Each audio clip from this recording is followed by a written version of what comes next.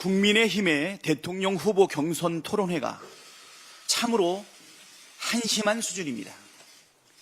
내란에 대한 반성도, 미래를 이끌어갈 비전도, 조기 대선이 열리는 이유에 대한 사과도 찾아볼 수 없었습니다. 국민의힘은 없고 온통 민주당만 있는 토론회였습니다. 내란 속에 윤석열을 배출한 한때 여당으로 국정 혼란과 위기를 낳은 책임을 지고 사과부터 하는 것이 최소한의 도리와 염치이지만 어떤 반성도 사과도 없었습니다. 오히려 한 후보자는 왜 자꾸 윤석열을 끌어들이냐고 되묻기까지 했습니다. 국민의힘 1호 당원 윤석열에 대한 언급을 피한다고 지난 12.3 내란에 대한 국민의힘의 책임이 없어지지 않습니다. 더욱 우려스러웠던 점은 상대당에 대한 최소한의 존중도 없다는 것입니다. 민주당 후보의 공약을 찍고 자신들의 비전 대신 민주당 후보에 대한 비난만 이어갔습니다. 내란의 원인을 민주당으로 돌리며 극우 유튜브처럼 이야기합니다. 스스로는 설 수 없는 정당. 이것이 국민의힘에 민낯이고 후보들의 수준입니다. 이런 저열한 수준의 후보를 낸다는 것 자체가 국민에 대한 모독입니다. 국민의힘은 이제라도 후보를 내지 마십시오. 그것이 책임지는 자세입니다. 한덕수 총리는 염치가 있다면 대선 불출마 선언부터 하십시오. 제65주년 4.19 혁명 기념식에서 국민 통합, 상생, 법치와 협치를 외치고 18일 제45회 장애인의 날 기념식 축사에서는 우리가 이룩하고자 하는 대한민국이라며 국가 비전을 발표하고 나섰습니다.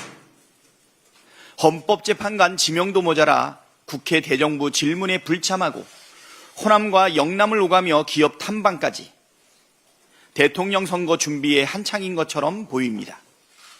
심지어 외신과의 인터뷰에서 대선 출마 가능성을 열어두고 권한대행과 대통령 간 업무에 차이가 없다는 망발까지 서슴지 않았습니다.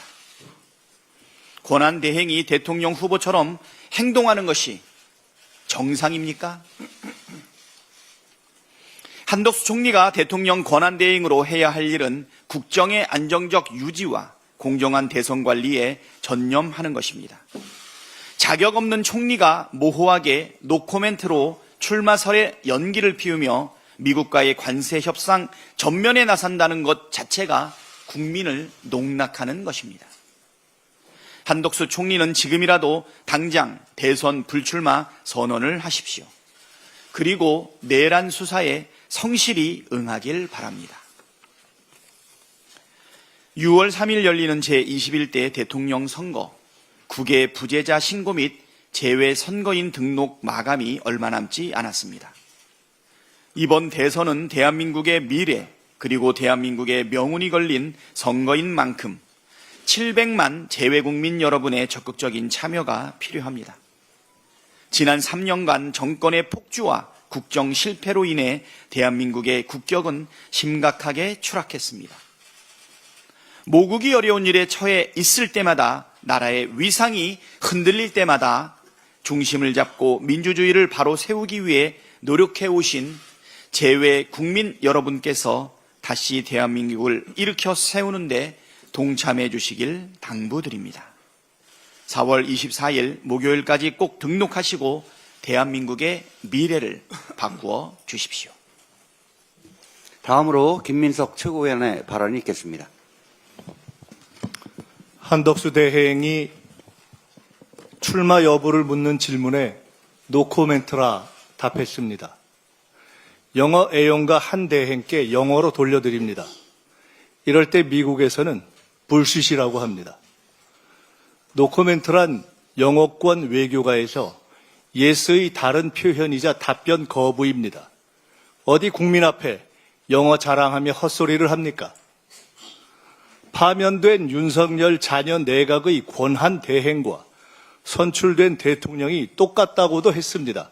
정확한 자기 고백입니다. 윤석열과 한덕수는 똑같습니다. 우열을 가리기 힘든 무책임한 망상가들입니다. 협상 시작도 전에 상대국의 전략을 노출하는 무식함과 국민에게 영어로 사기치는 오만함이 판박이입니다. 대한민국에서 미국 물은 한덕수 혼자 마셨습니까? 이완영 되기로 작정했습니까? 가장 유치한 유형입니다. 새 정부의 35일 협상 시간까지 충실한 예비 작업이 임무인 한시 대행이 웬 전권 타령입니까? 내란 공범 임시 대행이 주제와 본분을 모르고 노역의 대권을 꿈꾼다면 망신은 자유지만 처신은 오버하지 마십시오. 자기 장사에 정신 팔린 노역의 대통령 병자가 선거 관리와 대미 협상을 단 한시라도 제대로 하겠습니까? 다가올 내란 수사를 피하기 위해 승산도 없는 대권 후보자로 바꿔타려는 음흉한 방탄 속셈이 통할 줄 압니까? 이미 족합니다. 물러나십시오. 권성동 원내대표는 아직도 여기자 폭행을 사과 안 했습니까? 명색이 제2당 원내대표니 자진해서 국회 윤리위 판단을 구할 기회를 드립니다. 윤석열, 한덕수, 권성동, 어쩌면 그리도 똑같이 뻔뻔한 일란성 새 쌍둥이 같습니까? 결국 내일의 한국 정치에서 모두 추방될 것입니다. 다음으로 전현희 최고위원의 발언이 있겠습니다. 남의 잔치상에 배나라 감나라 하는 일이 내키지는 않습니다. 그러나 국힘의 막장 대선 경선을 보고 있노라면 한마디 안 할 수가 없습니다.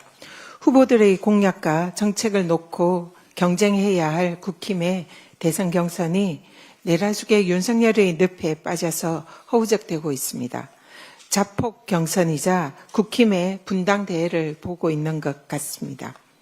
대선 후보들이 탄핵된 내란 속의 윤석열과 누가 더 친했는지 자랑할 양이면 차라리 서초동으로 가서 충성 배틀이나 하십시오.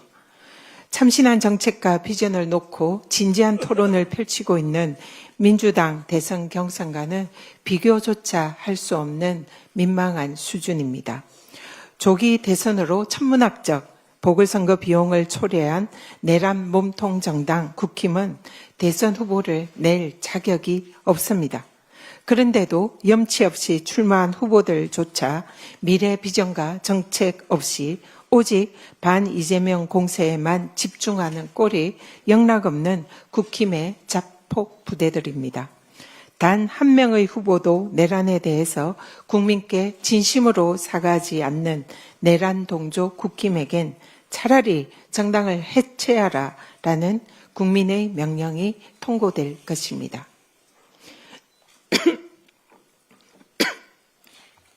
내란 속의 대행으로 위헌을 일삼는 한덕수 대행이 대놓고 대권 행보를 하고 있습니다.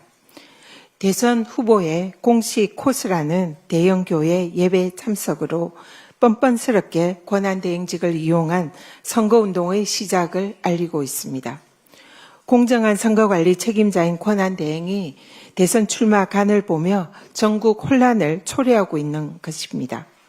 한 대행이 위기 극복의 가장 중요한 열쇠는 국민 통합이다라고 주장을 합니다. 그러나 그 전에 위기 극복의 핵심은 위기의 원인을 제거하는 것입니다.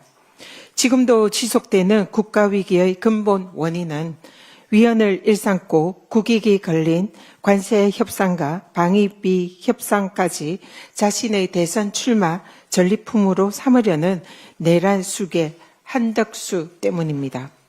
한덕수 대행은 선거 관리를 할 것인지 선거 운동을 할 것인지 자신의 거취에 대한 입장부터 밝히시기 바랍니다. 졸속 한미 관세 협상과 방위비 협상에서 손 떼고 자중하십시오.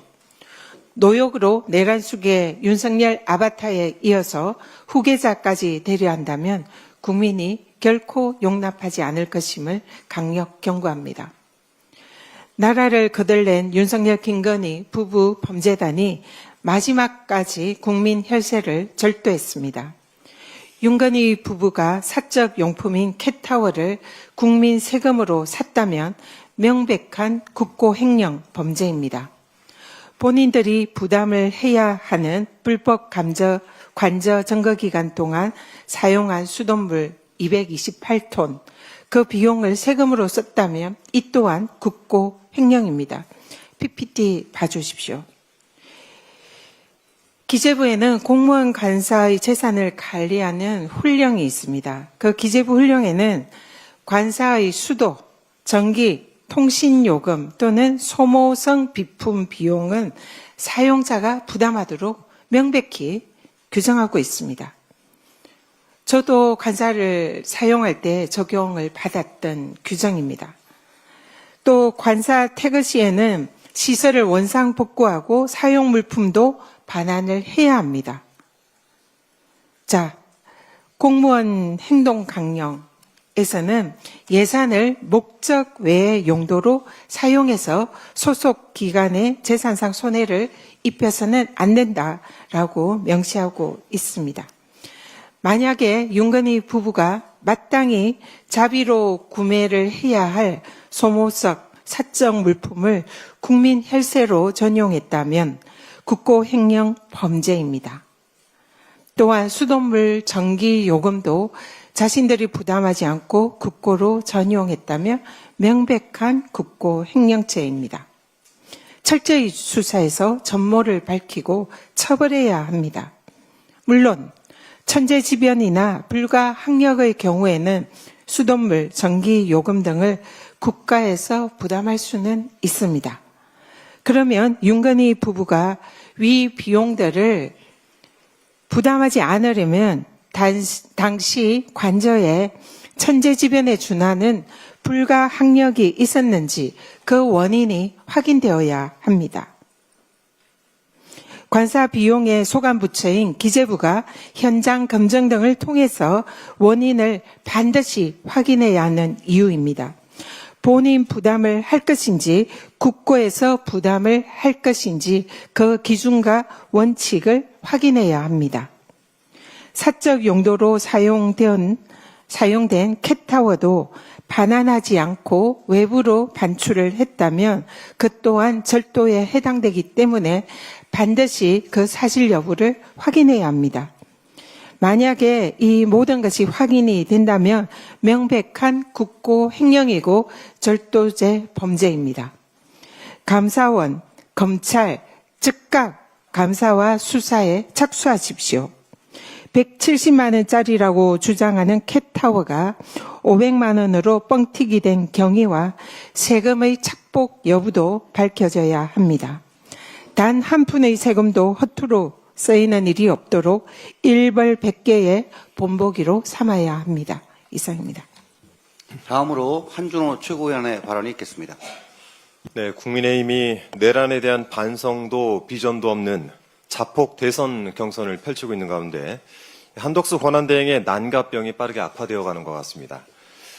이미 대통령이 된 것처럼 오만과 만용을 부리고 있는 한덕수 권한대행, 내란 수계 윤석열과 장을 겨룰 정도로 아주 위험한 인물이 되었습니다.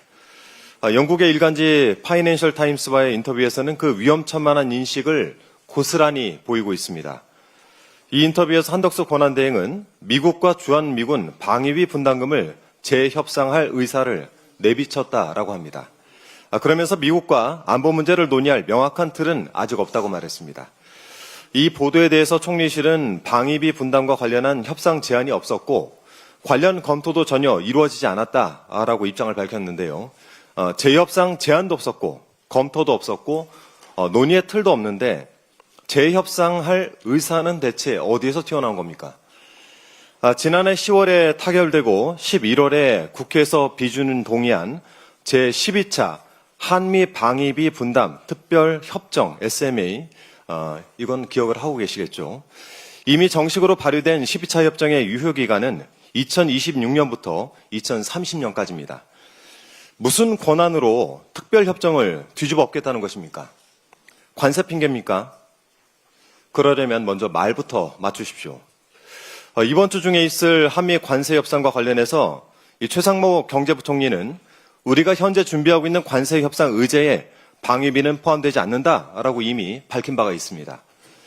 한덕수 권한대행이 트럼프 대통령과 전화 통화할 때 방위비 분담금에 대해서 대화를 했다라고 알고 있습니다. 한 대행은 이때 트럼프 대통령에게 무슨 말을 했는지 스스로 밝혀야 됩니다. 참고로 트럼프 대통령은 후보 시절 한국을 향해서 지금의 10배 가까이 되는 방위비 분담금 100억 달러를 언급한 바가 있습니다. 우리 돈으로 약 14조 원. 트럼프 행정부를 상대로 재협상에 나선다면 정식 발효된 12차 협정에 비해서 훨씬 큰 손해를 보는 결과를 얻게 될 것입니다. 이 파이낸셜 타임스 인터뷰를 보면 한덕수 권한대행은 자신을 사실상 대통령으로 인지하고 있는 것 같습니다. 민주적 정당성이 부족하다는 지적에 대해서 한덕수 권한대행은 권한대행과 선출된 대통령 간에 수행할 수 있는 업무 차이가 없다라면서 강하게 거부하는 태도를 보였습니다. 한덕수 대망론은 옛말이 됐고 이제는 스스로 대통령이 되셨나 봅니다. 잘하면 계엄도 하시겠습니다. 너 자신을 날라, 이 소크라테스의 이 유명한 경구로 한덕수 권한대행께 경고합니다. 자신의 한계를 정확히 알아야 경고망동하지 않는 법입니다.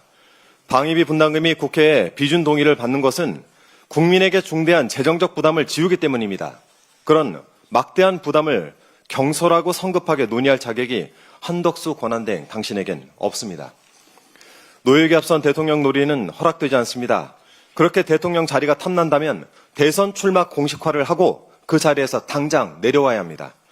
그렇지 않다면 2025년 을사년의 신개념 매국노로 취급받기 전 다시 한번 자중할 수 있는 기회를 드리겠습니다. 이상입니다. 다음으로 김병주 최고위원의 발언이 있겠습니다. 지난 주말 충청과 영남에서 민주당 대선 경선 후보들의 합동연설회가 열렸습니다. 경선 열기가 아주 뜨거웠습니다. 저마다의 정책을 발표하며 공정하고 품격 있는 경쟁을 펼쳤습니다. 반면 국민의힘 경선 토론은 가짜뉴스와 인신공격으로 얼룩졌습니다. 유치한 모습을 여실히 드러냈습니다. 12.3 계엄 때 아무 일도 일어나지 않았다는 주장도 나왔습니다. 헌법재판소의 결정을 대놓고 무시하는 내란 공조 정당의 모습을 고스란히 드러냈습니다. 게다가 키높이 구두를 신은 거 아니냐, 생머리 맞느냐, 보정속옷을 입은 것 아니냐, 이 같은 인신공격성 발언도 서슴지 않았습니다. 봉숭아 학당을 연상케 하는 모습입니다. 대선 후보를 선출할 자격도 없는 정당이 자격도 없는 들을 모아놓고 대한민국 정치 수준을 떨어뜨리고 있습니다. 이러니까 대한민국의 정치를 놓고 삼류라는 얘기가 나오는 것 아니겠습니까?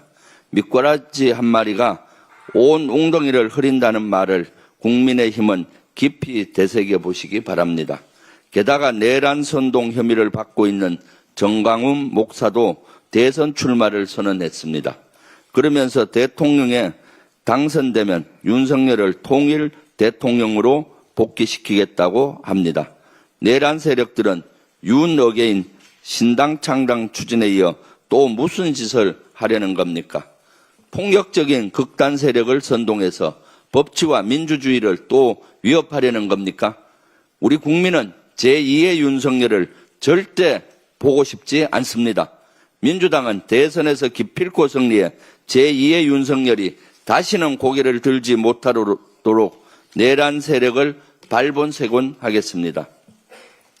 한덕수 대통령 권한대행이 대선 출마 가능성을 여전히 염두에 두고 있습니다. 대선에 출마할 것인지 묻는 외신 기자의 질문에 아직 결정을 내리지 않았다라고 답한 겁니다. 국민은 안중에도 없고 국정을 볼모로 선거 유세를 펼치는 것이나 다름없습니다.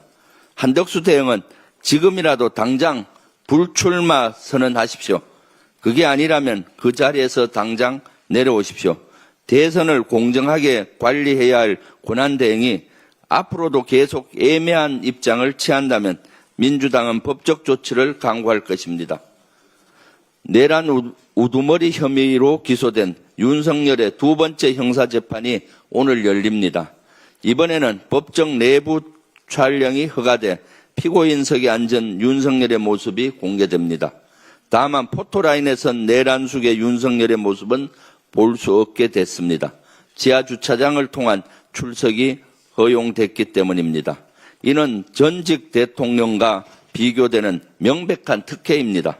2019년 뇌물수수 재판을 받은 이명박 전 대통령도 2017년 국정농단 사건으로 영장심사를 받은 박근혜 전 대통령도 모두 다른 피고인들처럼 걸어서 법정으로 들어갔습니다. 우리 국민은 재판부에 많은 걸 바라지 않습니다. 법 앞에 평등을 원할 뿐입니다. 이상입니다. 다음으로 이현주 최고위원의 발언이 있겠습니다.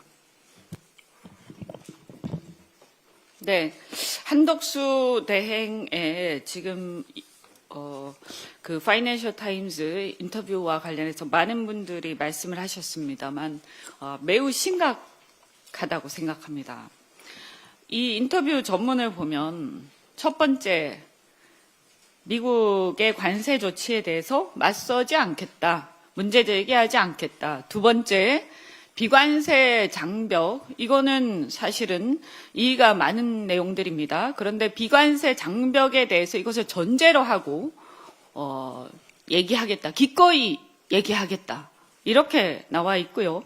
그 다음에 세 번째, 방위비 협상에 대해서 얘기하고 있습니다.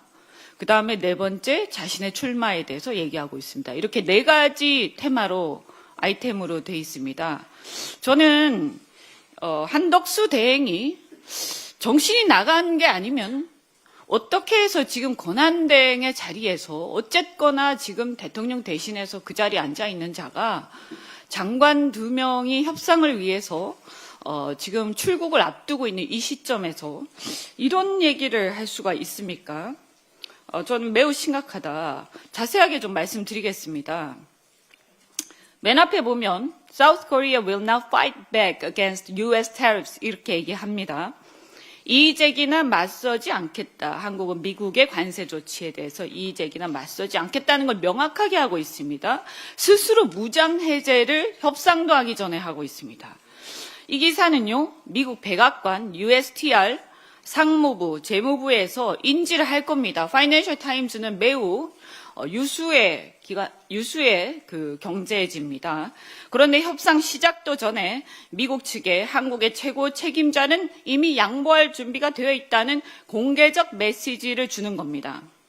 협상력을 심히 약화시키는 겁니다.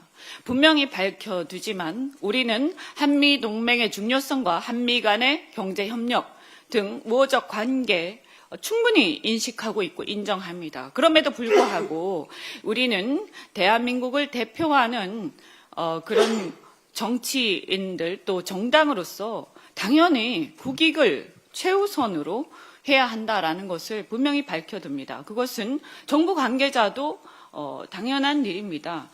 우리 대한민국 정부가 대한민국 국민, 대한민국 국익을 우선하지 않으면 어떻게 되겠습니까? 이것은 동맹국이라 하더라도 당연한 것이라고 생각하고 우리가 친미라 하더라도 국익을 팔 정도는 아닙니다. 국익을 수호하는 친미여야 한다. 다시 한번 밝혀둡니다.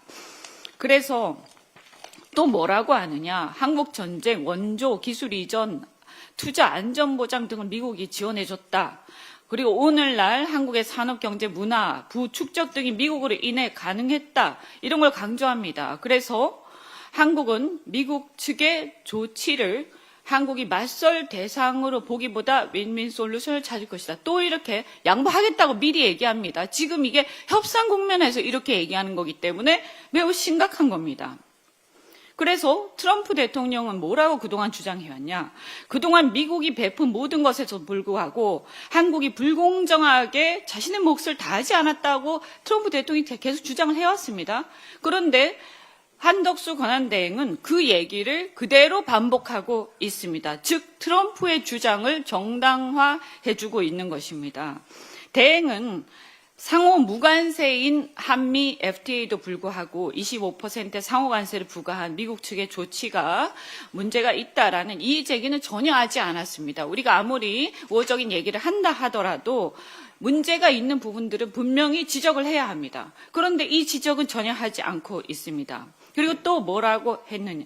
여기에 보면요. 하도 기가 차니까요.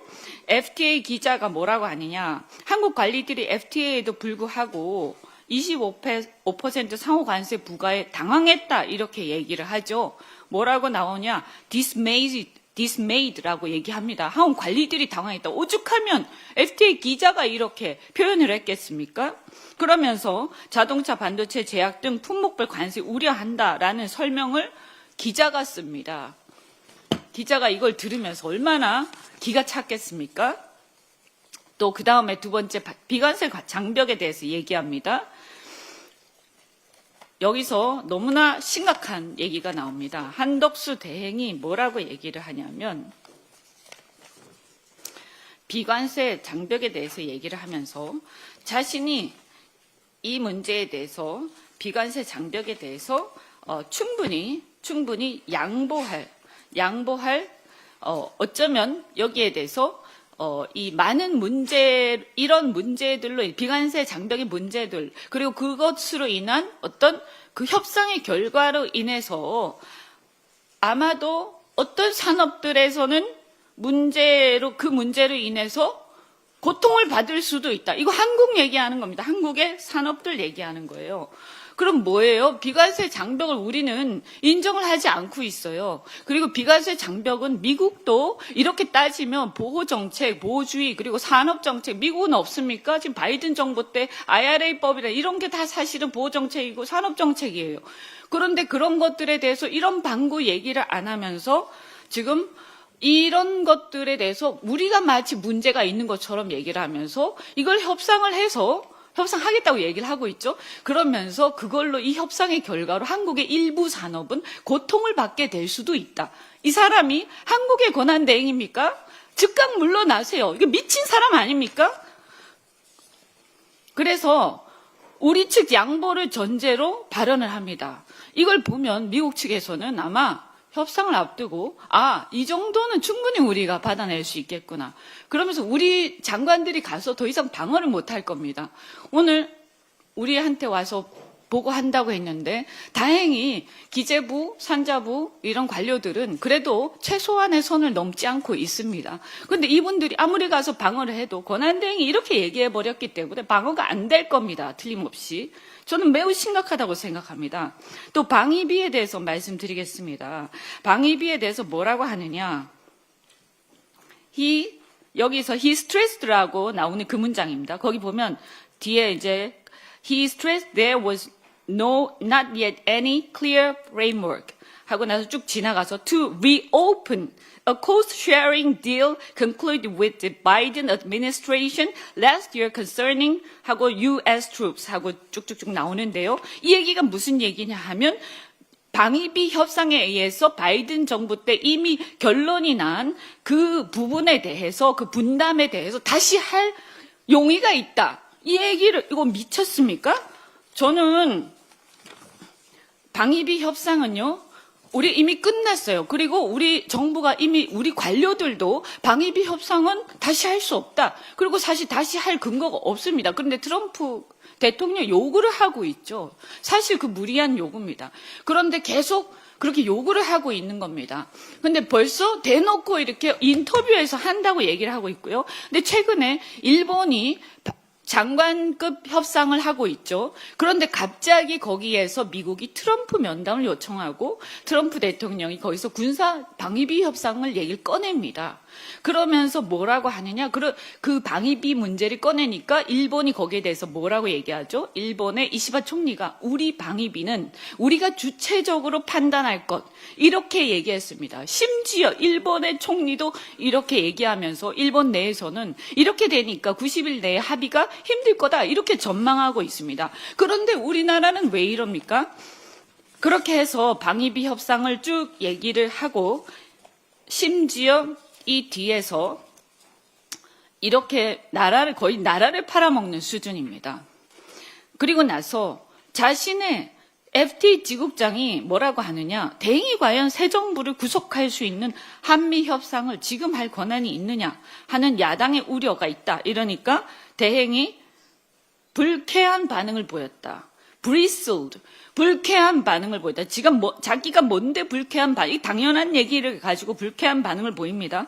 그리고 본인이 한 협상 결과가 민주적 정당성을 결여했다는 것에 대해서 강하게 반박했고, 여기 아까 한준호 최고위원도 지적하셨는데, there is no distinction between what acting presidents or elected presidents can do. 그러니까 지금 선출된 대통령하고 자기가 아무 차이가 없다.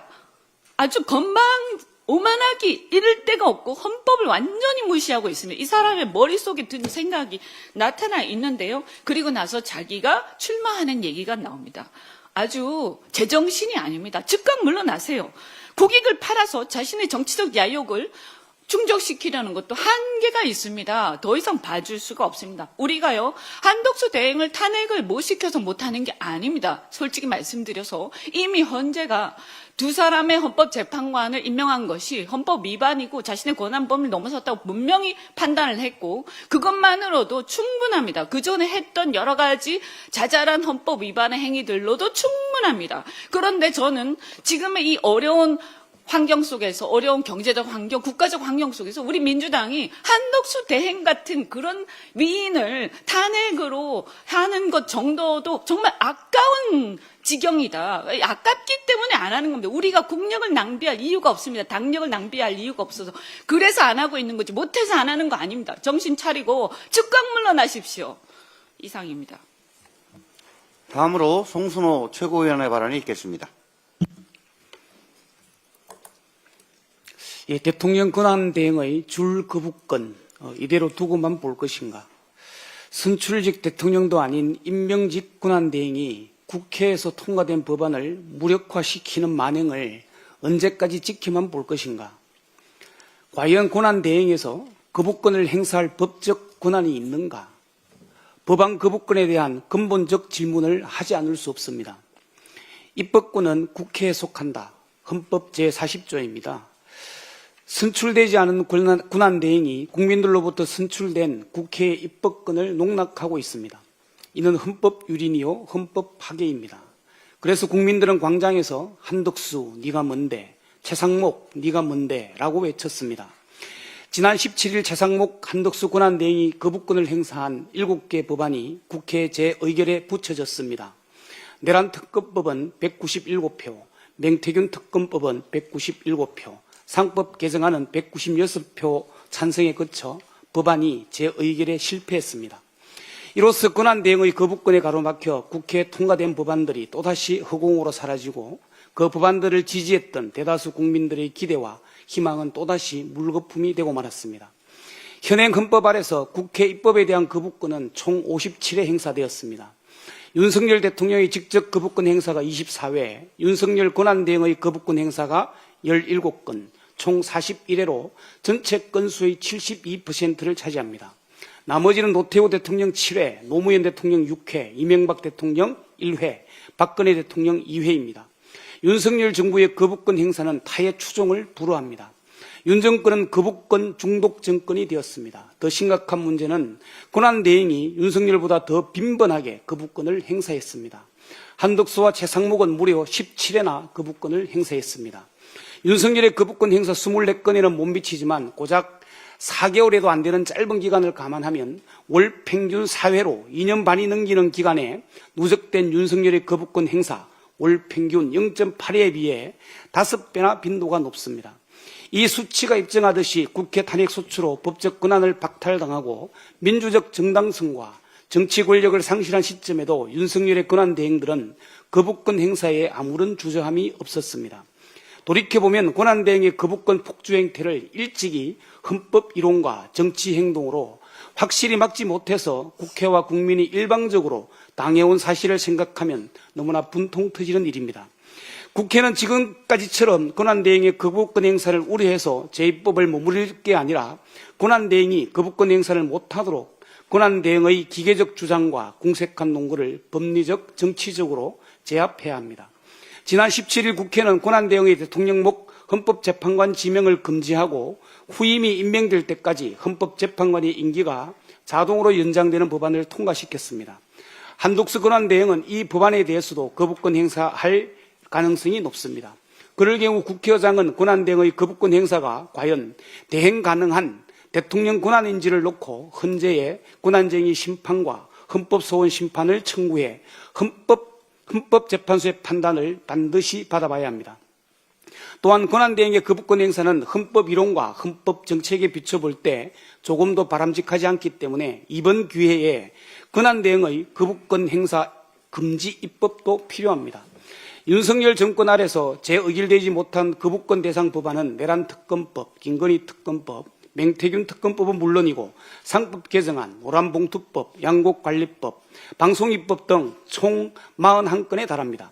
45일도 안 남은 조기 대선에서 정권교체가 이루어지면 곧바로 압도적 과반수로 국회를 다시 통과되고 새 대통령에 의해 법률로 공포될 것입니다. 새 대통령이 내란 수계 윤석열과 그 내란 대행들이 행한 거부권 폭주 시대를 마감할 것입니다. 또한 민주당 및 개혁진보정당 182석의 뒷받침을 받는 사상 최강의 입법 권한으로 대개혁과 대전환의 입법 시대가 열리게 될 것입니다. 정권 교체가 내란 종식입니다. 민주당이 그렇게 하겠습니다. 이상입니다.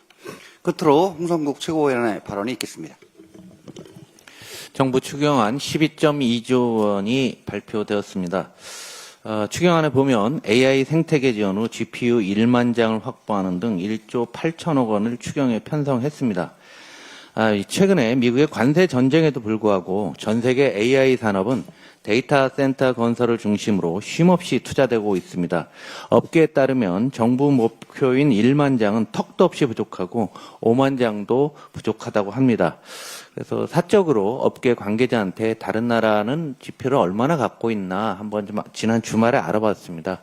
트위터인 XAI는 현재 20만 개의 엔비디아 H100, H200의 GPU를 갖고 있다 합니다. 그리고 내년까지 100만 개의 GPU를 목표로 하고 있다고 합니다. 우리나라는 1만 장을 목표로 하고 있는데 트위터 한 회사가 100만 개를 목표로 하고 있고요. 오픈 AI는 현재 72만 개, 페이스북인 메타가 35만 개, 마이크로소프트 15만 개, 아마존, 구글 5만 개 이상. 그리고 이들 기업들은 향후에도 계속 투자를 늘릴 계획입니다. 네이버, 카카오 등 우리나라 기업은 알려져 있지도 않습니다. 다만 지난해 중반에 알려진 기준으로는 약 2,000개 정도가 있다는 언론 보도는 있었습니다. 민생 지원, 재난 지원 등 모두 턱없이 부족하지만 AI 지원은 너무 부족합니다. 여기다 추가로 방금 발표됐는데요. 4월 달 어제까지의 수출이 마이너스 5.2%입니다. 이 중 미국 수출은 마이너스 14.3%입니다. 그러나 보편관세 10%가 적용된 게 4월 초반 10일은 아마 그 이전에 했기 때문에 며칠 안 될 겁니다. 그래서 앞으로 시간이 지나면 수출이 크게 줄고 추경을 더 확대해야 되는 또 새로운 이유가 생긴 것입니다. 그동안 우리는 할 수 있다는 자신감으로 경제개발 60년을 이어오면서 선진국이 되었습니다. 그러나 윤석열 정부 출범 이후에 이런 자신감이 지금은 절망감으로 바뀌어져 있고 누구를 만나도 희망보다는 앞으로의 미래를 걱정하고 있습니다. 가장 큰 이유는 미래 산업의 핵심인 반도체 파운드리 기술에서 한국이 뒤처졌고 말씀드린 대로 AI 기술에 있어서는 선진국과 격차가 너무 많이 벌어지고 있기 때문에 우리 국민들이 매우 두려워하고 힘들어하고 있는 것입니다. 투자에는 타이밍이 필요합니다. 이미 늦었지만 우린 지금 AI 투자를 과감히 늘린다면 어느 정도 따라갈 수 있습니다. 그러나 여기서 뒤처지면 우리의 미래는 영영 없어질지도 모릅니다. 그래서 민주당 대선 후보 3명의 후보들은 모두 100조 원의 AI 투자를 계획을 발표한 것이고 추가로 추가 투자도 고려할 것입니다. 다시 한번 이번 추경에서 AI 투자 확대 지원을 요청합니다. 추가로 하나만 더 말씀드리겠습니다. 늘 대선 때만 되면 대선 테마주라고 하는 것이 나와서 증시에서 요동을 칩니다. 지금은 경기 침체와 미국의 관세 전쟁으로 엄청난 피해를 입었습니다. 증시가 지금 하루하루 살기 어려운데 정치 테마주들이 들썩이면서 또 다른 피해를 우려되고 있습니다. 대선 후보와 아무 상관없는 종목들이 따지고 보면 아무 상관도 없습니다. 말도 안 되는 내용을 갖다 붙여서 이런 종목들이 널뛰기를 하고 있는데 정책 당국은 보이지 않고 있습니다. 투자자 피해를 예방하기 위해서 금융위, 금융감독원 등 유관기관들은 정치 테마주 작전 세력을 철저히 단속하고 강력하게 처벌해야 됩니다.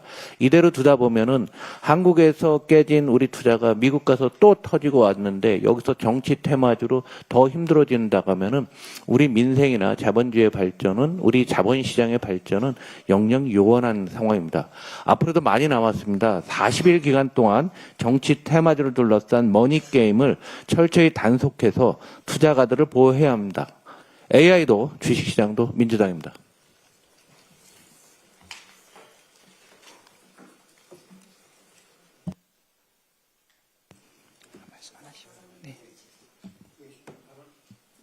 발언은 모두 마치고 당대표 식문단장께서 회의를 폐하하시겠습니다. 예, 107차 최고위원회의를 폐회합니다.